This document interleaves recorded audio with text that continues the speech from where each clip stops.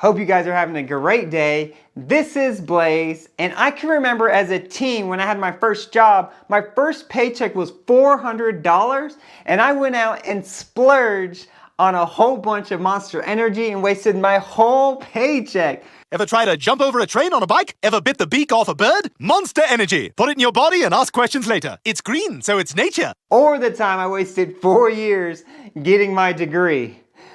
Okay, I'm just kidding. That first one was pretty epic. But seriously, I wish there was a video on YouTube whenever I was in high school or even in college that taught me how to invest my money wisely at that certain age. But at that time, there wasn't much videos talking about that subject. And before I get started, don't forget to invest in that like button because that really helps me out with the algorithm. First thing that's very important is continue to learn and self-educate yourself. And a good way of doing this is reading books. I hate reading. I still hate reading to this day. That's why I use audiobooks, which is super convenient when I'm in the car because all I have to do is hit play and I'll have somebody reading to me, kind of like back in the day whenever I was a little baby. But instead of learning about green eggs and ham, I'm learning about how to make money. The first book I would recommend to you is Rich Dad, Poor Dad. This was a great read in high school. This teaches you the fundamentals of real estate, and it's really great because it tells you the difference between assets and liabilities. Asset makes you money, like business, real estate, any investing with stocks or maybe crypto. I don't know about crypto right now. And liabilities are what takes money out of your pocket, so that can be boats, fancy cars, fancy clothes, fancy shoes. Nowadays, people want instant gratification, but sadly, that's just gonna put you in debt and take a lot of money from your investing and savings. And the second book is gonna be The Millionaire Next Door. I love this book because it tells you different characteristics of millionaires. Like a lot of them were not A students, they were like B- average students. And some other characteristics were they're frugal, so they lived below their means, and also they cared more about financial independence than a high social status. Which goes back to the first book about Rich Dad, Poor Dad, where the poor dad has all these nice things,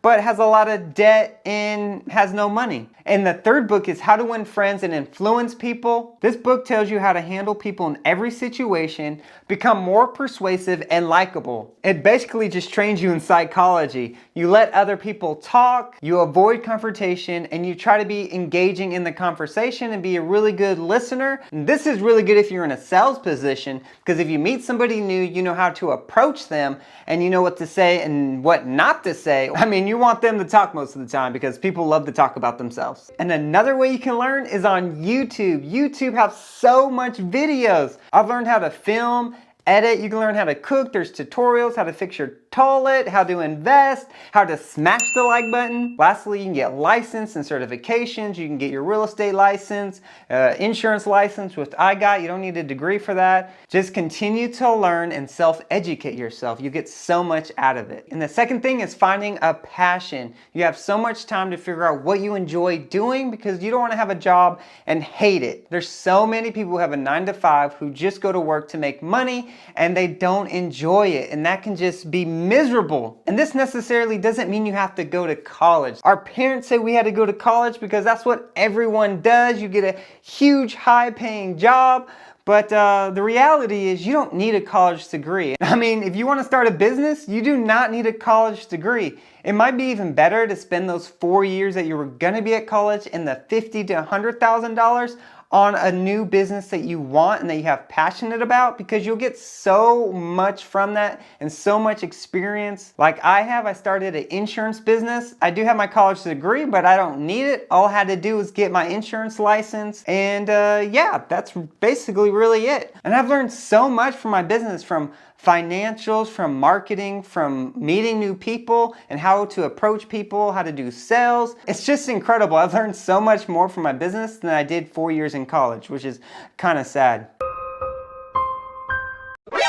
Nani? If you have a passion about filming or painting or music, just go for it. You're young, you might as well start out young and just enjoy life, but make sure you're making some money, because if you're not making any money, you're not going to be able to invest or save. That's the whole point. Now, if your passion/job does require a college degree, then obviously you're going to need to go to college. If you love animals and want to be a veterinarian, if you want to be an accountant, you'll need a degree. If you want to be an engineer, you're going to need a degree. So yeah, just depending on what you want to do, but it's been installed to us that you need a college degree, and then we come out and we have $30,000, $40,000 worth of debt, and we can't find a job that we actually want. So take this time while you're young and youthful and decide what you want to do, because you don't have anything to lose right now.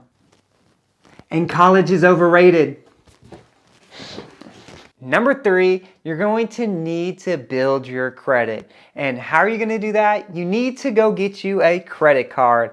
What? A credit card? But credit cards are terrible. Why would you get a credit card? I'm just going to have debt and be paying off this credit card, and it's just terrible. Everybody has credit card debt, right? I mean, yes, people do get in some credit card trouble, but that's because of mismanagement. I mean, in the back of my head, whenever I was growing up, credit cards were a terrible thing, bad thing.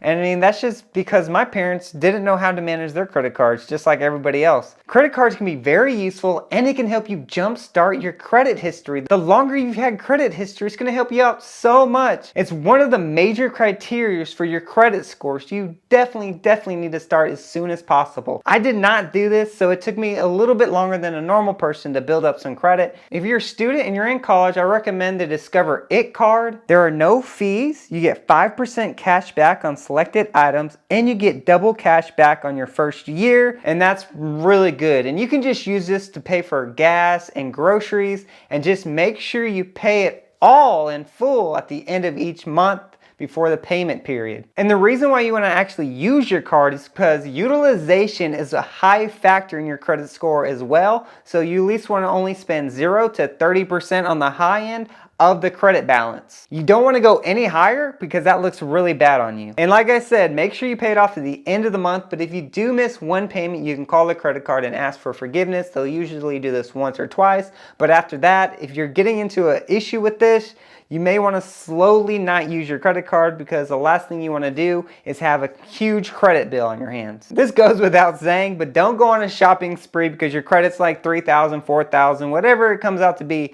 Do not do this. This is just used to build your credit, but sooner the better. So go get you a credit card. And number 4, create a budget. Live below your means. There's so many people out there that want the nicest thing. They want to look so good for everyone, and they just waste all their money. And at first, you need to track your expenses. You can use Pocket Expense on your phone, which is super free. It's just an app you download, or you can download Mint and connect your bank account to Mint, and it'll do all the tracking for you, and it's super simple to do. Next, you got to write down all your expenses and essentials, and yes, you can put some money aside for entertainment. You don't have to be super frugal, but you just don't want to be blowing all your money. And then whatever you have left, you need to save and invest. You don't need to be super frugal, but frugal is key here because you're trying to save as much money as you possibly can. Because I don't want you to buy things that you don't need with the money you don't have to impress the friends that you don't like. Okay, so we're finally making money, and we created a budget, and we know how much we can save and invest. And immediately you need to invest in a Roth IRA. What a Roth IRA is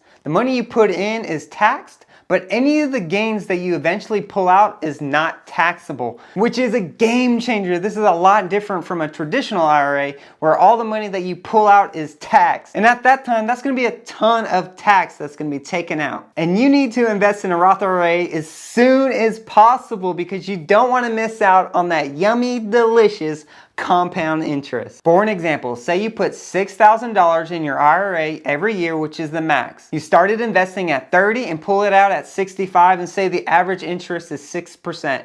You're going to be making a whopping $608,000. That's awesome. But what if you invested this same IRA at age 18? Whenever you pulled it out at 65, it would be worth $1.8 million because of that nice, delicious, juicy, yummy compound interest. So you don't want to miss out on that. I use Charles Schwab, which is very convenient and is very super duper easy to set up. So I recommend you can go there at schwab.com, or there's plenty of others you can go and research, but that's the one I use. And number 6, you can invest in stocks. There's so many different stocks out there. There's growth stocks. In growth stock, people are hoping that the sales and earnings grow faster than the market. This includes Amazon and Tesla. Also, it can do the very opposite that you're hoping for, and that's it declining and doing a lot worse than the stock market. So I recommend you do your own research into which stocks to buy and how to evaluate which stocks have a potential to grow. This goes back to continually educating yourself because there's so so many tools out there, like you can listen to Warren Buffett, who's been the most successful investor in this space. And the last thing you should invest in is crypto. Yep.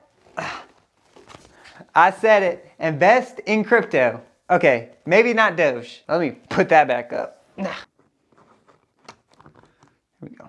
All right, I know. Crypto is so volatile. I mean, just today, crypto is down 50 to 60% from its highs. What if you bought crypto at the peak? Should you just dump it? No, just like other investments, you need a dollar cost average, meaning you should buy consistently with the same amount of money every month. This will lower your risk of loss and it'll help you get more gains. Now, of course, if you YOLO'd on a meme crypto and not on an established crypto like Bitcoin, it's going to be hard to recover your losses, and it may never recover. Now, if you dollar cost average with Bitcoin when it first started, your investment would be up 371%. Or say you bought Bitcoin at the last high in 2017 where it's $21, if you kept holding on to your Bitcoin, it would still be up close to 100%. So the moral of this story is don't have paper hands, hodl with those diamond hands.